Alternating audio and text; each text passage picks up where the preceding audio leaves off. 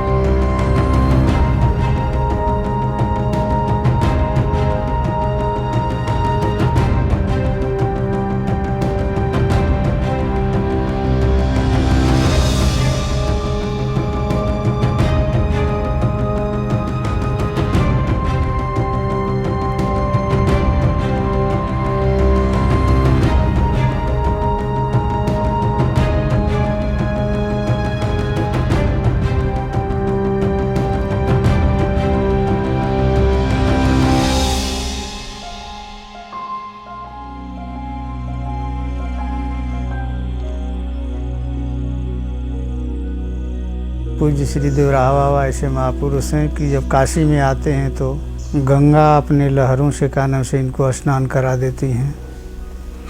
80 के उस पार में इनका मंच लगता था। इस प्रकार से इनकी गरिमा महिमा सुनते सुनते कानों से इनके प्रति निष्ठा होगा, भाव होगा, भक्ति होगा, प्रेम होगा। बहुत बड़ा आश्रम आप कहा, जिसमें 200-400 साधु रहते हैं, गौवें रहती हैं। कालांतर में तो हजारों संत रहते थे, अब इस समय भी 200-400 है ही है।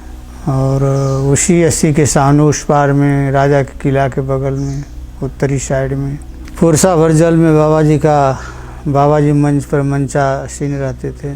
गर्मी के दिने में वहाँ पदार्पण करते थे। उनकी गरिमा महिमा सुन करके वहाँ पर मैंने दीक्षित हुआ और राम जी की इच्छा से वहीं 80 पर आश्रम में अपना उस समय 10-20 महात्मा नवजुवक एकदम काना से, कोई वृंदावन से था, कोई हरिद्वार से था, कोई कानपुर से था, कोई बिहार का था, कोई गोरखपुर का था, कोई राजस्थान से था। हम लोग कम से कम 15-20 थे नए। बाबा का निर्देश हुआ, लेकिन कुछ लोग अध्ययन में कार्यरत रहे, फिर बीच में छोड़ के भाग गए। हमारे राम कान्हा से बाबा की कृपा से न्याय व्याकरण से MA वगैरह किए। प्रभु की दया से योगों के प्रति काफ़ी निष्ठाएं हमारी थी और बाबा का सेवा में भी हम रहते थे। जब काशी जाते थे महाराज जी तो चरणों की सेवा करते करते प्रभु की दया से गौ माता का भी सेवा हमारे ही जी में लगा था। 12 वर्ष गौ की सेवा किए और जब बाबा जाते थे काशी तो कुछ प्रमुख सेवाएं थी, सब नहीं जानता है उसके बारे में, हमारे ही जी में थी। इस प्रकार से का नाम से आप जिस धरती पर आज विराजमान हैं, देवरिया देवभूमि, जिस देवराहा के नाम से जो जानी जाती है, बुजुर्गों का कथन है और हमारे पूर्वज लोग कथन है कि जब बाबा इस मिट्टी पर आए तो पहले वो गोरखपुर में एक स्थल है जहाँ पर उसका याद नहीं आ रहा है, उसके संदर्भ में पालकोट नरेश बताते थे, उनके खानदान के लोग आए थे कि महाराज जी गोरखपुर के बगल में सरजू किनारे रहते थे और बाबा वहाँ समाधि 200 वर्ष तक भू समाधि में विद्यमान थे। ऐसा पालकोट नरेश के नाती पनाती सब हैं, आते हैं यहाँ लोग, बीच में आए थे। तो वही बाबा के संदर्भ में उपाख्यान दे रहे थे कि बाबा फलाने जगह पेड़ का पेड़ है पीपल का, और गांव था, ब्राह्मणों का गांव था, और वहीं समाधि बाबा की भू समाधि थी। और सरजू के प्राकट्य से, प्रकोप से समाधि वहाँ कटी और ब्राह्मणों का गांव भी कट गया, वहाँ से पीपल का पेड़ केवल बचा है।